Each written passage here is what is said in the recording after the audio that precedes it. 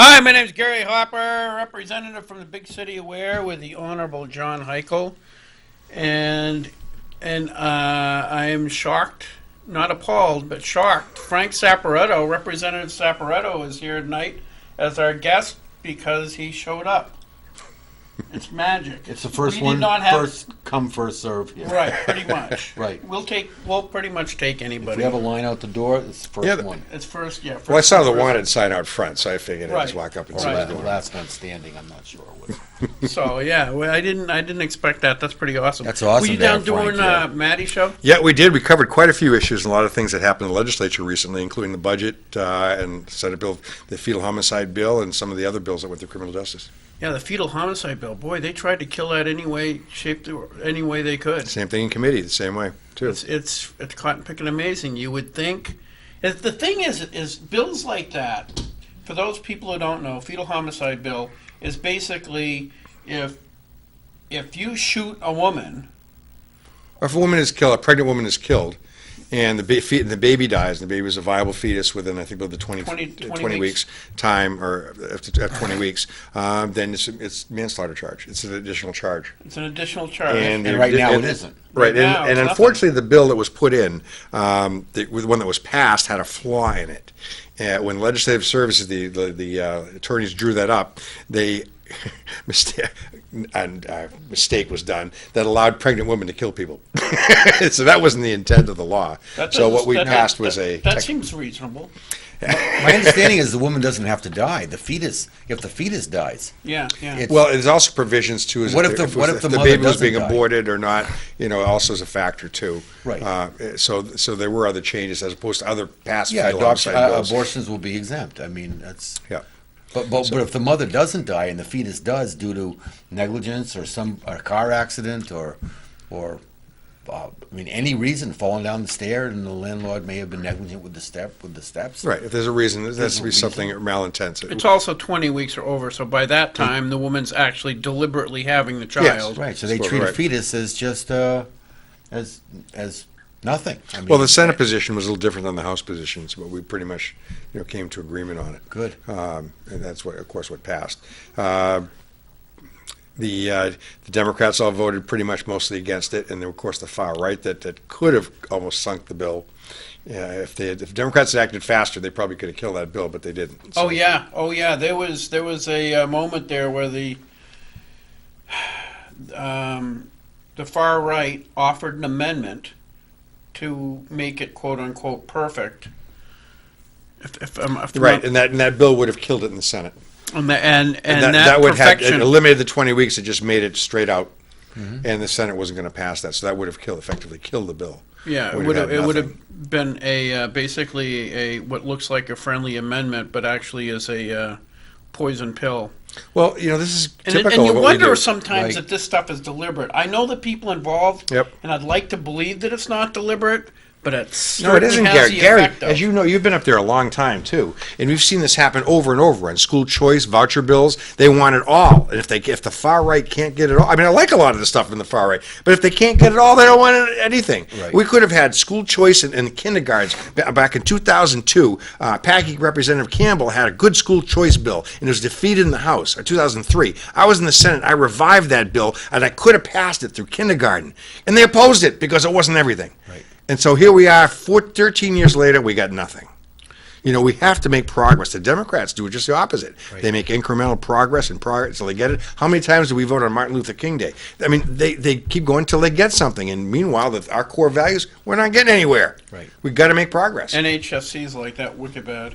Yep. New Hampshire Firearms Coalition. Yep. They'll eat their own. Yep. Yeah, that's true. If you vote against them just one time, they give Just you a one lousy time. rating. And they should. They need Have to. they ever attacked you? I know they've attacked me twice anyway. Well, not really. I'm libertarian-minded. I think everybody should have guns. In fact, I'm planning on putting a bill in that's Yeah, but- going to prohibit law enforcement from taking your guns if you've been convicted or is charged with, a nonviolent crime. Unprivileged physical assault. They should not take that. That was a flaw in the Joshua's Law bill, which was a ruse anyway. It had nothing at all to do with Joshua, but it forced all legislators to not to vote against it, or because you had to do that for poor Joshua. Right. And that was one of only 3 legislators that voted against it that year. No, they've attacked me at least 2 times, at least 3 times, I think. But the big one was in 2000, I'm going to forget, 9, I think it was. There was a bill in Fish and Game Committee. And they wanted me to eliminate any restrictions on firearms in a vehicle. That was democratically controlled. It wasn't going to happen. No. It was just a waste of time. But I also couldn't wrap my head around the idea of somebody with a 300 Win Mag pointed out the window with a round in the chamber. Yeah. It's Right. As far as firearm safety, it's just blatantly foolish. So I compromised. I said, okay, I know what you want. You want to be able to be in your RV or on your tractor or wherever and have a long arm with you in case, well, for the guy in the tractor, he might want to shoot a groundhog 100 yards away. Or something attacking his crops or his crops or whatever. Sure. So I get it. I said, okay, this is what we'll do. We're going to change the law so that because right now you can't even have the ammunition near it, the gun. Right. So I says, okay, we'll change it so that we'll redefine what a loaded firearm is as a weapon with a round in the chamber. As long as there's no rounds in the chamber, it doesn't matter. Right. Okay? Which is reasonable. Which is reasonable, Yep. it's safe, and it means that gun's still available in an emergency. Right, and a lot of the other provisions apply. The gun must have a safety lock, a regular gun. I mean, But anyway, so what did they do? To attack me in the next election for being anti-gun.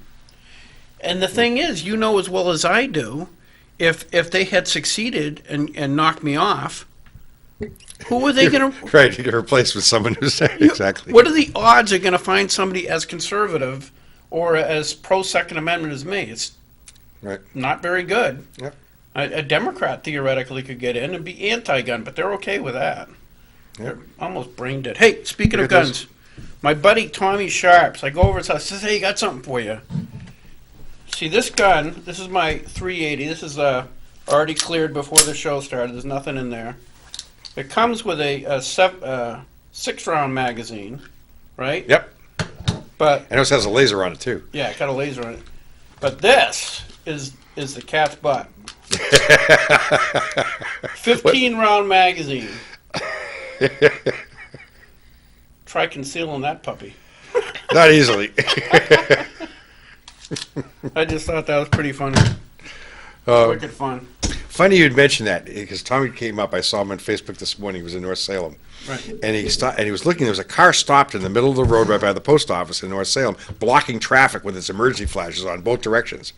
And I guess it was a young woman in it who had stopped the car and blocked all the cars lined up on both sides because there was a turtle crossing the road that she was protecting the turtle, and she wanted to call the police to have them come to move the turtle. So our friend Tommy, I guess, walked over and picked up the turtle, and she says, "Where are you going with that?" He says, "Turtle soup." He says, "It makes a great." No way! So she's following him with the camera, I guess, and trying to get him arrested somehow because he's walking off with a turtle, and all she had to do was move the turtle off the front, but she wouldn't do that. Instead, he that's drove awesome. down the street. I didn't know. I didn't see that. That's awesome. But however, she was. This is what our youth are today. Some of them are just so. I don't know. What would you call it? There is a word for it. So anyway, remember on the last time I was on your show, Say it Gary, on the air. I talked about a new bill that was necessary about our kids and having them learn the Constitution, Right. and putting in a bill that would require them to learn the Constitution in high school so they remember it and be responsible adult citizen. I'm happy to say that I don't need to put that bill in. Why? I was surprised to find out that our own Manchester Senator Lou D'Alessandro had passed the bill under civics clause last year. It passed. It takes effect this year, requiring them to be taught in schools. And it kind of sailed right by all of us. We had voted on it, I guess, in the consent calendar. So it's about to become law. So Awesome. I think that's very good. Finally, they're going to understand what particularly the First and Second Amendments on our Constitution mean. We have an incoming call. Uh-oh. Nice job. Oh. Hello. Hello. I'll take the calls out here, but that one was a hang up anyway. Oh, Okay, never mind. jeez, got So- all worked up over nothing. I know, right? Yep, and we talked about some other things that happened in the legislature. For Who's going to example, teach? Who teaches the Constitution? Is it civics courses? They're civics history courses. teachers. Okay. As long as they understand.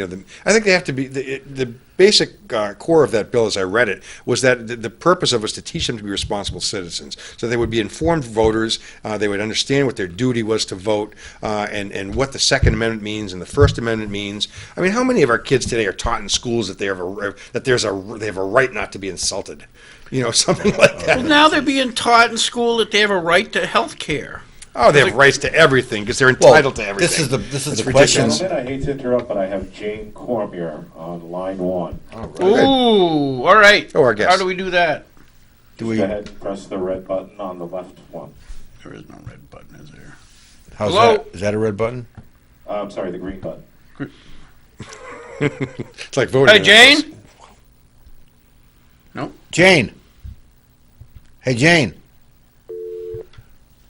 Hello. I hope you have the technical difficulties Jane, on the are you bottom of there? the screen right now. Red button. There is no red button. She's calling back. Good. We're pretty good at You've that. got you two have got a lot of experience with the red and green buttons. I'm going to press the green button on line 1. Hello. Hello there. Hey! That worked. It works, yay! How are you, Gary? All right, Jane, how are you? I'm fine, and John? I'm great, Jane. Good to hear from you. Oh, thank you very much. I wish I could be there with you gentlemen. You're always very, very entertaining. Did you hear who we have for a guest tonight? No, who do you have? Frank just happened to show up. Frank Sapareto. Oh, Hello, Jane. wonderful. So that's great. Good for you. So anyway, what's going on? You said you wanted to come on tonight, but you couldn't because you weren't making me dinner or making somebody dinner. Well, I was making somebody dinner. Yeah, I have company, but I'm going to take a few minutes of your time and let you know about something that New Hampshire Right to Life is putting forth. We began this campaign on Monday, and it is a petition where we're asking folks to contact us and sign this petition saying that we do not want taxpayer funding of abortions here in New Hampshire, period.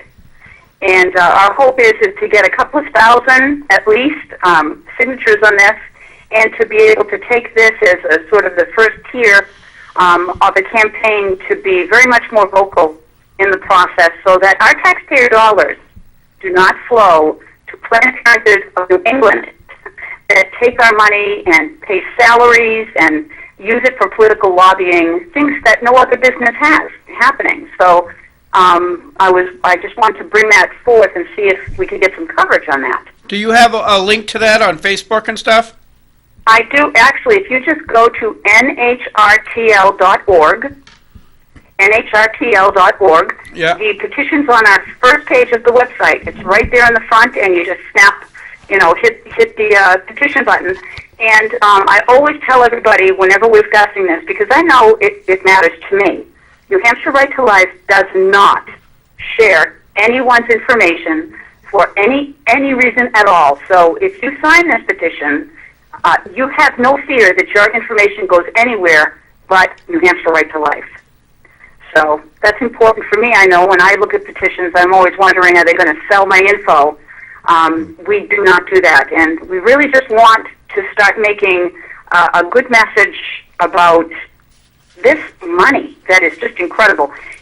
Last week, our executive council voted 4-1 to give Planned Parenthood of New England and the abortion clinic in Concord, the Equity Center, $440,000 of new money. I thought that there was 3 good Republicans on that board. Well, we were hoping, and we were kind of told in the background that we had the votes to stop that funding, but the only person that stood up for this was Dave Wheeler, Executive Councilor Dave Wheeler, and he tried to get discussion, and the discussion was shut down. Is Joe Kenny? We couldn't even really discuss the contract when it came up for a vote. So Why didn't you Joe? know, it's Wait! What happened to Joe Kenny? he voted for the funding, and so did Russell Prescott. Why? Ooh, Russ.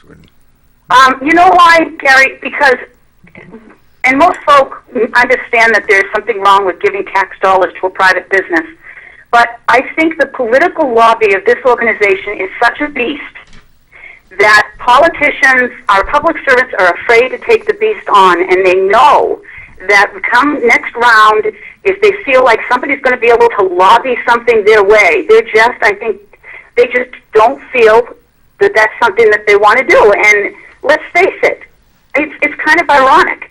The money that Planned Parenthood gets, I mean, if you look at a state just in the recent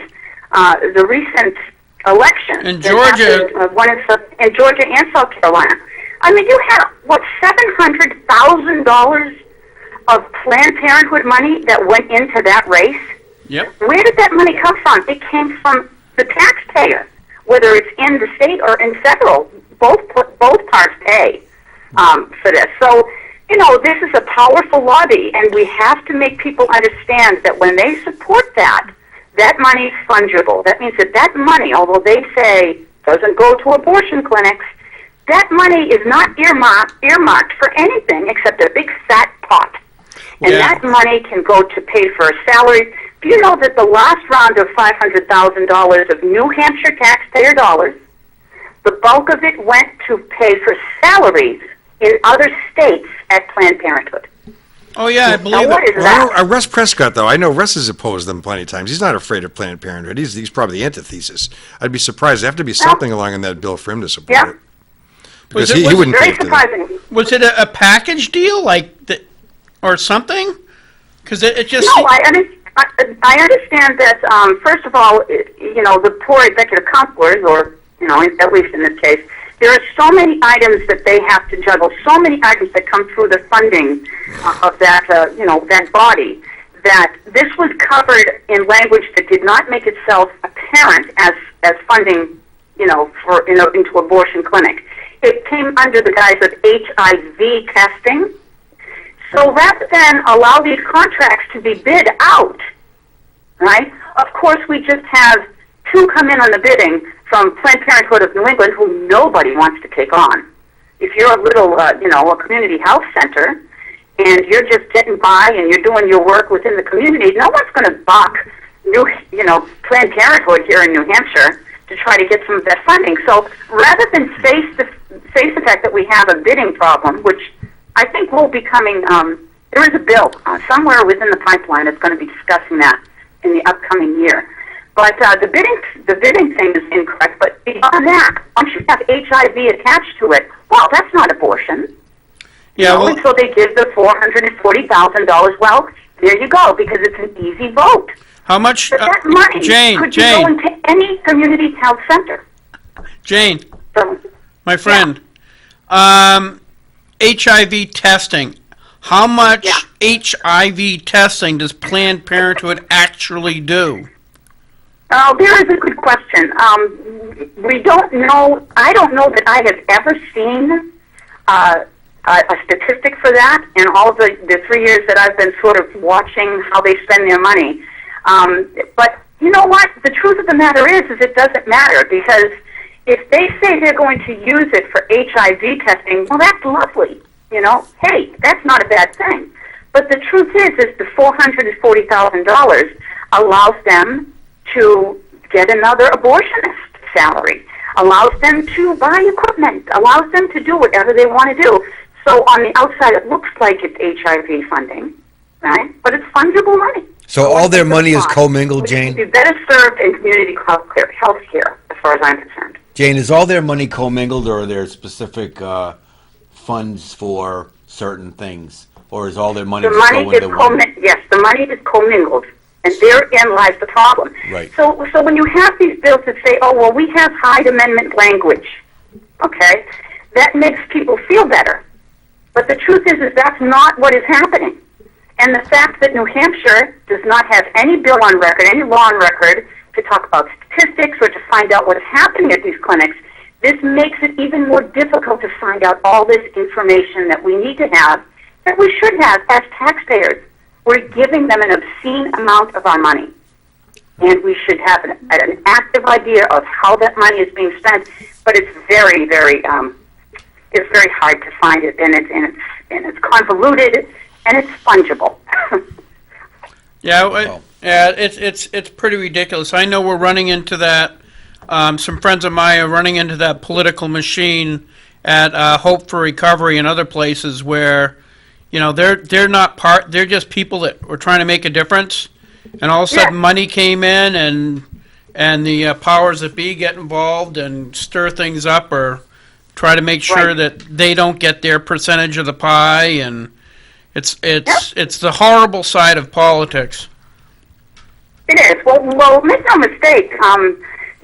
I think probably your listener does not understand how large the abortion issue looms in politically financing campaigns. There's one group called Emily's List, which has been around since Roe v. Wade, that gives millions, hundreds of millions of dollars out, okay, on the sole issue of abortion. And there are so many like Emily's List in this country.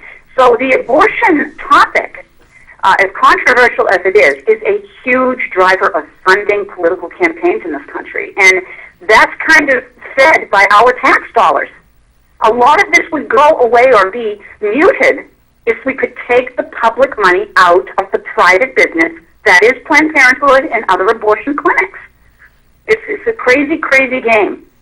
Yeah, it's pretty horrible. I don't think there's many taxpayers who believe that their money should be earmarked for killing little kids. Yes, or even, you know what, Gary, the reason I decided to do this campaign to enhance your right to life is that when I go out and I speak to a group, there are frequently many people in there that are not necessarily pro-life, okay? Or they may be pro-life with lots of exceptions. But the truth is the one thing that unites us is that most people instinctively understand that giving private businesses dollars that come from the taxpayer is inherently wrong. And it is on that basis that we should move forward in this debate, because of course it's about life and New Hampshire right to life. I mean, we're womb to tomb, no exceptions, and that's the way we're always going to be. But the truth of the matter is this is way beyond that discussion. And once people are faced with the logic of it, we feel that they really do come around and are more open to being vocal about it. So this petition at nhrtl.org offers people the opportunity to participate here in New Hampshire. Here's a question: if it's anonymous, how does it necessarily help your argument? If you say, well, we have 1,000 people who signed a petition, and they say, well, who are they? And they go, well, we don't know. Well, the petition has the information on it. Right. So all of the names that we're going to send in, or all the names that we're going to activate, for instance, once we have a pot of 2,000, 2,500 people that are actively recently, now we have a membership of about 5,000, but, over the years, there's a little bit more work to find out who will be active. These are new, by and large, new people signing on, and we'll have their email, we'll have their address, and their name. So we have a person that's willing to say, I do not agree with this. And that is a powerful thing. That's how we change public opinion. That's how we change hearts and minds, is having actual citizens, taxpayers, come forward and say, we want this stopped. All right, young lady. I'll post that on the rock, paper, hand grenades thing and on my Facebook. Thank you very much. Thank you. Thanks, Jane. Yeah, that's a great topic. Now, is there any new legislation coming up in regards to this next session? I don't believe that there is. Now, I'm not necessarily the legislative whiz, but I think that most of the bills that we were watching came in the first half, and I'm not sure that there's anything really life-oriented except what might be left on the table. But this is definitely something going forward we're going to keep beating the drum. I'm just wondering if it's going to be more, because my committee gets most of these too, and I'm wondering if we'll be getting any coming in next year. Yeah. I don't know. I don't think so, but I hate to say unless I absolutely know in solid, a solid no for you. I don't think there is anything in the pipeline now. Okay. Yeah. How many other nonprofits receive taxpayer-funded money? Do you have any idea? Easter Not seals? many. What about Easter seals? Easter seals, United. I don't think even United Way gets them anymore. I think that there was a big. No, they don't. I was in Ways and Means. For yeah, this. United Way, I don't think even gets them anymore. It works the other way around in New Hampshire. Than, of course, the private donations, which is the way that they should be going. If they want to fund abortion, fine. Right. But fund it on your own dime. Now, our Don't fund it on the back. 501c3s provide revenue for us because we don't fund, for example, that's why we have charitable gaming. The money goes to charity that are raised by private organizations that allow us to be paying tax into us. Right. So instead of them paying the taxes, That's right. rather they support the charities, Yeah. and that's how we fund them. Right, that's a whole different thing. That Right, doesn't right. mean that doesn't mean that they're going to get taxpayer funding. That Correct, means that they right. get a tax break. That's right. Being a 501c3. Right. Yeah. Interesting. All right, thank you, young lady. You have a good night, gentlemen. And Always you great too, as well. Hearing from you, Jane. Good night. Yeah. Bye-bye. Bye. I think you pressed the Does that button hang up again. automatic? I think. I think you hit it again. That's true. All the big bills always come in the first year. The second year being the election year, no one likes to touch Right. the controversial issues. Yeah, we had that. We had that one abortion bill in judiciary, and I thought it was pretty good, but it was killed on the House floor by people who didn't think it was good enough. Well, there's Same thing. Same thing, different day. Well, I think I mentioned to you one of the ones I plan on putting in to be controversial that's coming in too is that since we've got so many restraining orders, that I would put a bill in, and just mentioning it to Representative Heichel, that if someone is accused of violating a restraining order, and it's a false report, the person didn't do it, but whoever got the restraining order either went there purposely or did something, that was illegal, that person will face the same penalty as the person who's violated that. I'm shocked that it's not even in there now. I mean, It should be prevent false. So give me a real life example of this. Okay, let's see. You and I are having a spat. I get a restraining order on you. That's me, right? Just because you're ugly. Okay, so I go off to the ugly farm for work every day and Monday through Friday, and while I'm working there, you decide you're going to get me. So you go to the farm, and when you go there, you call the police and say, "This person just violated. I'm looking at him right now. He violated the restraining order," or "I saw him over at my house lurking outside my house when he really wasn't there." And you found to be false to report that, you're subject to the same penalty As somebody who violated. as if he had violated it, Okay. as if the person who had violated Okay. the court. Because right now with cell phones, you could prove you're probably. Look, you might be able to prove location. You'd have to have the phone was there. You'd have to tie yourself to make sure you were with the phone at the time. Right, but if you had made a phone call or a text at the same time when they said they were there, and you make a text and you're That would be proof that they were 10 miles away. Yeah, that's proof that it wasn't there. And all that person just trying to do is trying to get you charged with a felony charge to put you away. Right. Right. Wow. So that is one of the ones. And the other bill I think I mentioned about was that under Joshua's law, the new domestic violence bill, which is a duplicate and quadruplicate of the same existing laws, only it now allows law enforcement to remove your weapons and firearms, even though you never committed anything violent, any violent crime, to change that. So that if you've never committed any violence at all, Okay. you're charged with it, they can't remove your the firearms. argument against that is going to be, and because I don't know Okay. enough about it, but again, I get a restraining order out on you because you threatened me. Right now, under the law right now, your guns are taken away. Well, now it's simple assault. I have to touch you. I have to make contact with you. Because now I'm guilty of a domestic violence. It occurred, let's say, at our home. Right. That's the domestic violence. As long as it complies with the domestic violence exception, if it occurred there. So now that happens, they can come. You can say, "Oh, you can come go get his guns." And we're finding people that had ex-girlfriends from years ago that are telling them, "He took he threatened me, or he was there too. Go get the guns," and they go to take their guns away. And it's happening everywhere now without any justification. Right. So now if they're you're caught- if they're you're- caught you're falsely okay doing that- if a guy has actually literally threatened a woman. Okay, if he's threatened someone's life, if they're guilty of a violence, if they committed something violent. Well, I know if you committed something violent, if you had to have done something violent for them to take the weapons away, or maybe threaten someone's life. But if you haven't done that, if it's just for simple assault, which in this case, anybody who rode the bus today probably committed simple assault. I know. So That's the other thing those we are the gotta people change. that aren't going to have their. Simple assault laws are ridiculous. Oh, more than 50%. If you open up the paper and look at the charges, this is the bread and butter. This is where the penalty assessments and the money for the courts to make the corruption. This is where it all happens. Right. It's not in the fines; it's in the penalty assessments, all on simple assault. But you and I are too stupid to know if you've been assaulted. Only police can charge. So it's a win-win for the cops and a lose-lose for the people who are charged. You know, we arrest and prosecute more people than almost any other state in the country. We live free or die is just a joke. We spend over almost $1 billion a year in law enforcement all year, and all that money's hidden. It's I know hidden, somebody you got charged with simple assault for bumping into somebody. Well, there it happened right here. As shop owners along here in Elm Street have had that happen, and it costs the taxpayers tens of thousands of dollars in prosecution. But it keeps the prosecutors employed. It Shop keeps the owners, what do you mean? people who have establishments along the street.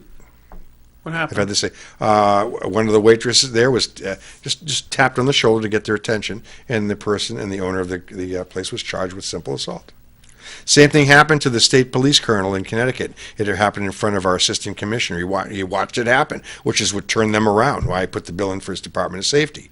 They were down at a state police convention, and the colonel of state police in Connecticut, where they're at a restaurant, tapped the waitress on the shoulder, and because she had a beef with the owners, she reported it as assault. They had a SWAT team come down to arrest the state police colonel. And Commissioner, this is Earl Sweeney, assistant commissioner, is a upstanding guy. Nobody's going to dispute his when he's the number one guy. Saying this is ridiculous. And he comes to find out our law is the same way here in New Hampshire, happening here in New Hampshire. So the Department of Safety and I submitted a bill that said that you have to have some kind of harm. You got to do something wrong to be charged with a crime, especially a misdemeanor that could take your freedom away. There has to be some type of crime there. And of course, that bill was killed. Women's groups killed the bill. Right. Why? Is because New Hampshire residents aren't intelligent enough to know if a crime's been committed for them. They cannot press charges. Only the police can. We are a police state. We are the definition of a police state. Yep. And then just look at the number of arrests that are made, how many of them done. It supersedes almost all other states per capita. You know, this is a real business here. Our state, you know what our state budget is? Our state budget is roughly about $5.5 billion a year. Right. You know how much we spend in law enforcement? Over $1 billion a year in law enforcement. That's not even counted in that budget that they're paying. Nobody even knows that, sees that, because it's collected at the state level and the local level, and we also pay the county.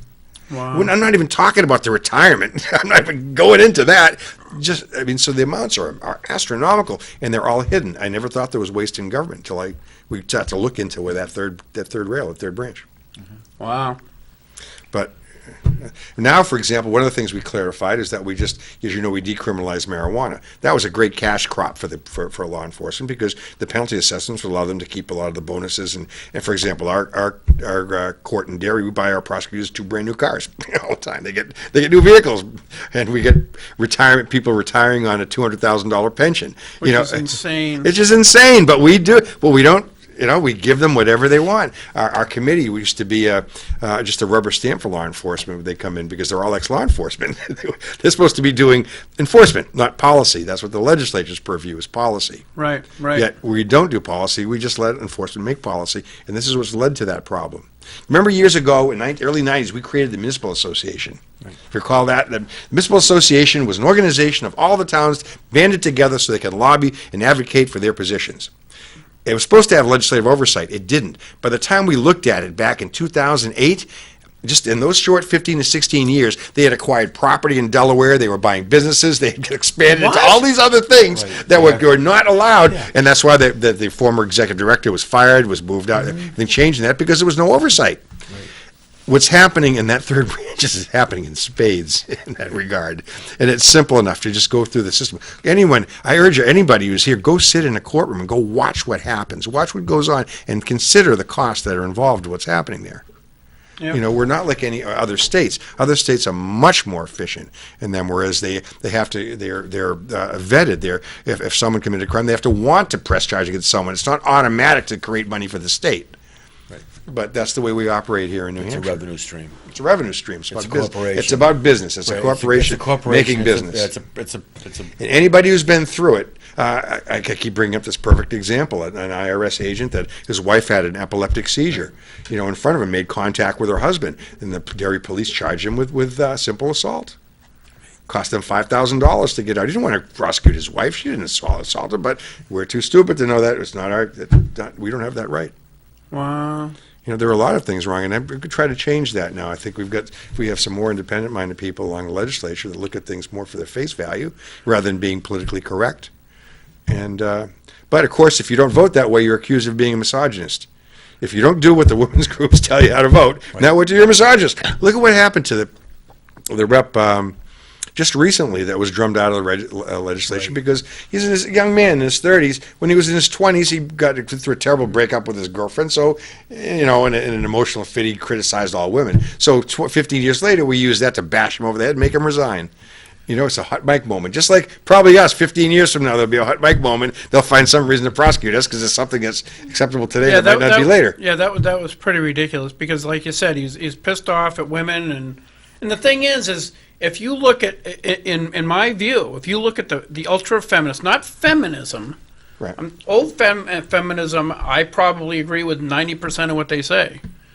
Today's the ultra feminists, they're just anti-men. Period. Right. They hate men. Yep. As is stated in our committee, I won't anonymously, that every man is a perpetrator. We just haven't caught him yet. Is there a war on men? That's what it amounts to. It is. Wow. It is. It really sounds is. like. Well, for example, we would never imagine passing a law where you could charge someone with a felony charge if there's no evidence at all, nothing, right. The evidence says you didn't do it and you still can be charged. Right. We don't have charges like that. Except on a woman's issue. We have that in House Bill 106, felonious sexual assault. Doesn't matter if everything shows you didn't do it. If that person says they can, the charge could still be made. Wow. We just passed that bill in our committee. I mean, it's ridiculous. Right. Or how about this, an example in prostitution? Prostitution is a crime. We put people away from that now. And here's the thing. If the pimp or the prostitute convinces you through all IDs that they're underage, the rest of it, and they are underage, you have no intention of ever being with anybody underage, you might be guilty of prostitution, but they're going to make sure they get you a felony for underage because the pimp is the one that is the crime, but we're not going to blame them. We're going to go after the John. I mean, we always want to blame someone else for doing something wrong. You want to go after the gun manufacturer for somebody who got shot. You want to go after the bartender because somebody decided to drink too much and kill somebody on the way home. I mean, we're always trying to pass the blame off. On the club, and anywhere we can pass it, whoever has the pockets of the dollars, there's what we'll go after because it's more about money than justice. Right. And then we just take the wrong approach. Wow. Chief, funny, after I mentioned that my chief was going to retire on a $200,000 pension, there's a warrant for my arrest within 30 days. Huh. These are the things that are going on in this state we turn a blind eye to. They people like you and I will go up there for $100 a year and try to fix it. $100? I only get $100. Unless you're Speaker, Gary. I think you're almost. But I appreciate your support for Speaker. Oh, yeah. I was trying to get that You would raise. have been 125. Yeah, I think so. Or maybe Yeah. 150. Nope. Was it 125? 125. Yeah. Yeah, Well, it is insane. Well, this is where I was bringing up on Matt's show. We're talking about. Remember the years ago when we blocked the tolls on 93? They were going to put tolls on 93 going south in Salem and going north in Tewksbury. They collected, so I formed a coalition of legislators in New Hampshire and down in Mass to block part of the tolls. So when we went down there to Massachusetts to go get our counterparts, they were sitting in the offices and staffers are coming in collecting paychecks for someone that didn't even work there. Now, right to know applies to, as you know, applies to everywhere your tax dollars go in New Hampshire. They have it in Mass, except it doesn't apply to their state house. Oh. So talk about right in your face a license to steal. They come in and get paychecks, and it's illegal for the public to know that they're getting free tax dollars at their expense, and it's illegal for them to even know about it. That's incredible. Wow. It's corruption at its greatest level, and that was just blatant in Mass. So people were coming in getting paid. Collecting their paychecks even though they didn't work. So they're theoretically working for the legislature. Right, but they're not doing any work. They just come in and get freebies. Just getting their paycheck. Just collect their money. They're on the payroll. So in other words, if I worked on your speaker race, and I worked my butt off on your speaker race, you got to be speaker. Mm-hmm.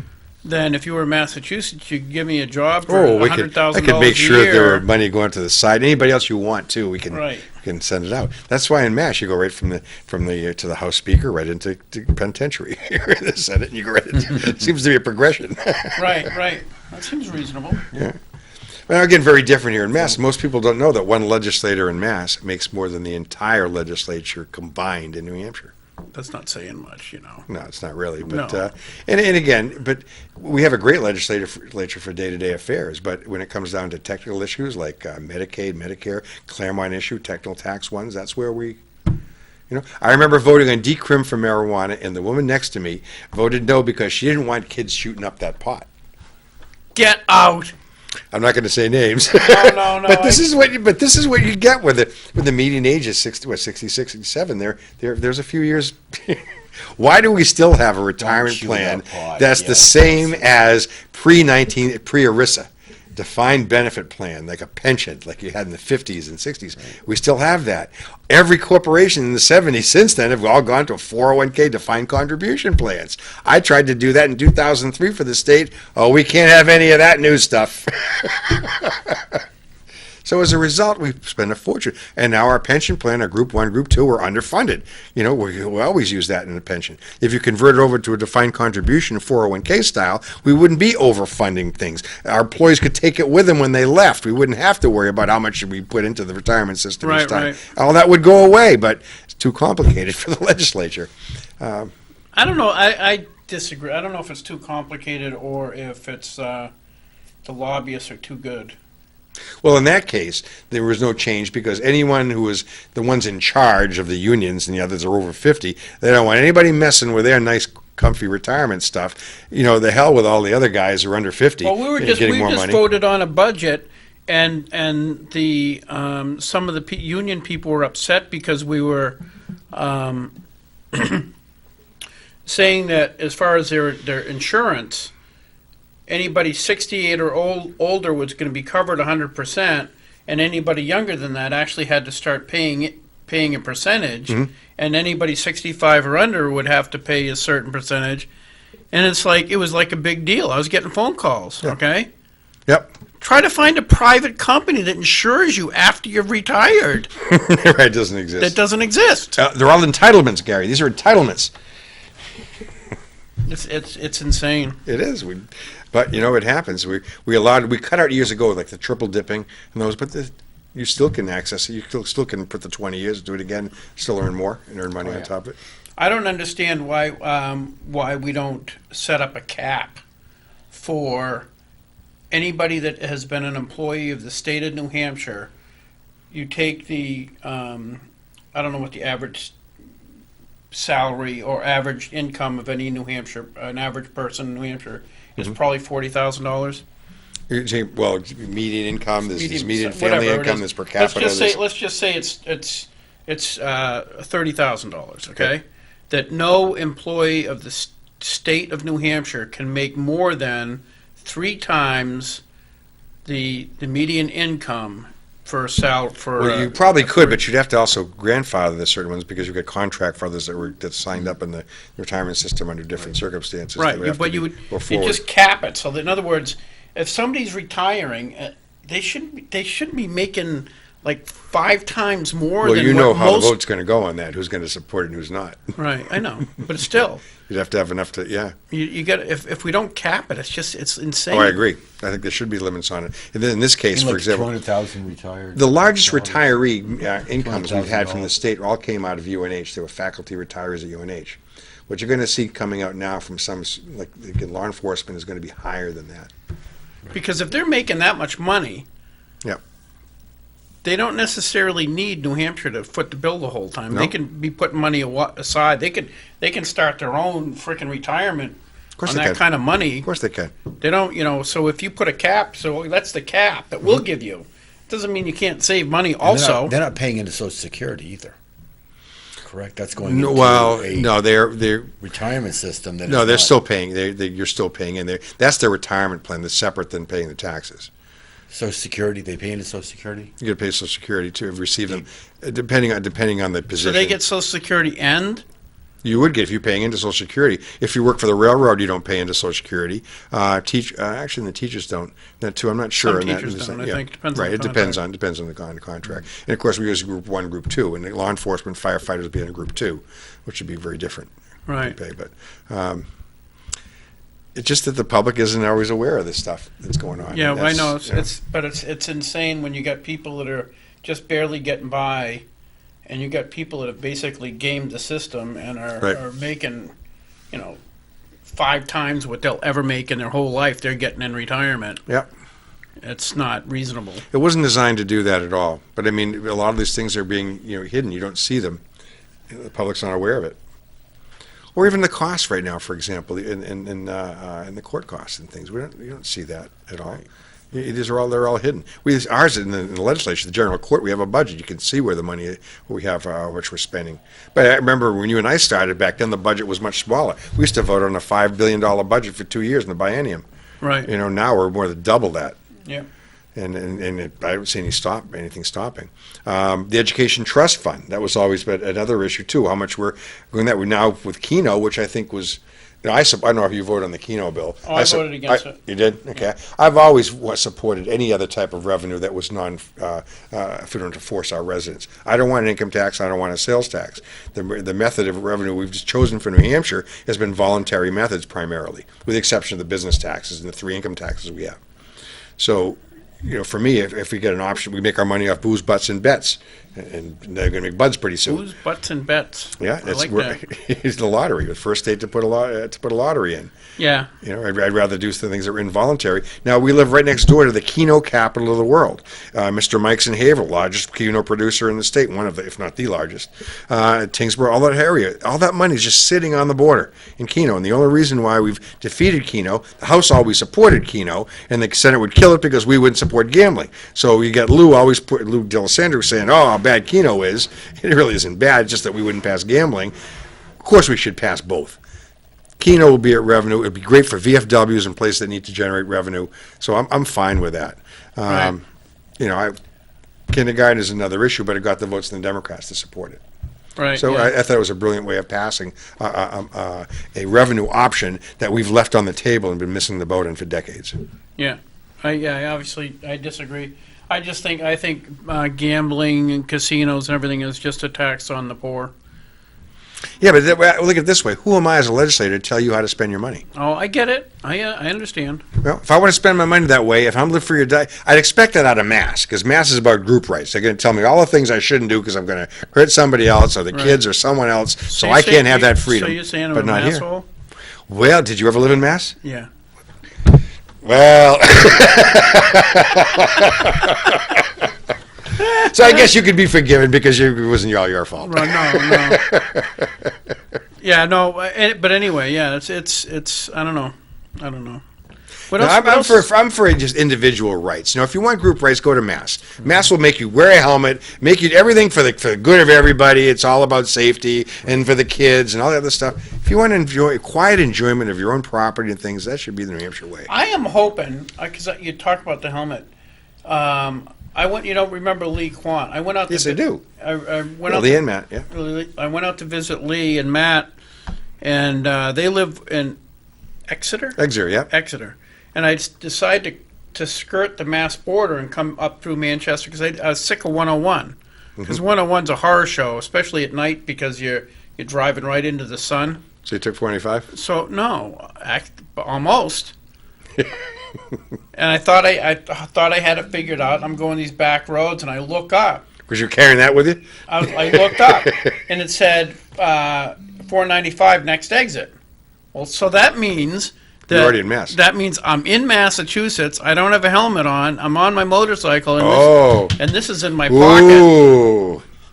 Mandatory 1 year. Mandatory 1 year. 1 or 3? I think it was 1. Well, probably 1 and 1 for the bullets and. Yeah. Well, it is. It's like riding through New York or New Jersey. If you go through there, even if you're law enforcement with full IDs, they'll stop you. They'll say, if you have firearms, you're only cops and criminals have guns. Which are you? If you're not a cop, then you're. Right. I had 2 friends that spent $20 grand in a weekend in jail with all the permits just because they were going to the house in Florida lawfully carrying their firearms. How did they spend $20,000? And legal fees. They were driving through New Jersey, and they had full permits, even federal permits for their low weapons, and they got stopped in a traffic stop for speeding. So the officer asked them. He says, "Do you have any firearms?" And he says, "Yes, officer, we do. We're licensed. They're not carrying. We have that." They drew the guns on him, made him come out, arrested him for the weekend, and they along with the help of the ACLU, it cost them still $20 grand of their own money to get out of that. From that too, they spent 3 days in jail. Wow. Because they told the cops right out in our states, they blatantly are direct violation of the Second Amendment completely. There's no question. It's just a violation of the Second Amendment. If you have a gun, you're not allowed to have a gun unless you're law enforcement. That's it. Yeah, but the thing is, the federal law says. They don't care about federal law. Because the federal law says if I'm going to Pennsylvania to go hunting, and They ignore federal law. They ignore federal law. There's some weird stuff in New Jersey. of Yeah. how gun laws. Yeah, there is. That They could just totally violate the Second Amendment. I don't know actually, what is going on in that yeah, state. that but- actually kind of, Yeah, we got to get Evan back on. from what Evan, from what I'm hearing about from Evan, I mean, there's some stuff that supersede the Constitution. Oh, it does. in They're New above. Jersey. They're above the Constitution. What they're doing, it's wrong. People. That's why People have to realize that each state is a separate nation. It's sovereign- And when you go into that, when you cross that border, those laws that you have in your state may be very different. Yep. And it's no different than what you said about going into Massachusetts without a helmet, carrying a firearm. You could come out, in years from now before you get back to New Hampshire. Yeah, but there has to be something that And I remember that when there ties was a them together. representative in New Hampshire that sponsored a bill to put a sign up on the border, on the roads, that you are now leaving New Hampshire. Because there are times when somebody goes into Massachusetts with no helmet on Right. to turn around. Because Right. they realize they're out of the state. They go in to turn around and they have a handgun in their Yep. saddle. Yep. And now they do the same thing with fireworks. And right, I mean, this I'll never forget. That was a great bill, actually. I mean, people took it as, oh my God, we're warning people not to. No, we're warning people to be careful. You are now traveling in a Right. place that is There are not federal New laws Hampshire. that's supposed to coordinate those things. I'll use a good example of this. Maine passed marijuana, recreational marijuana use. So there are companies now forming that are making products and drinks, things that they're landlocked. You have to go through New Hampshire to get to Maine. Right. So every truck driver who's carrying those through is getting life imprisonment because they're carrying a lawful legal product to the state where they're totally legal in, and we're stopping them. So Hey. there are provisions for that. We got to go.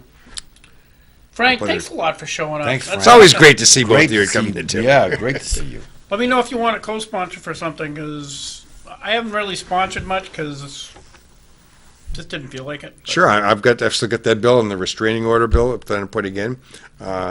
Couple of things. Sure, love Yeah. to.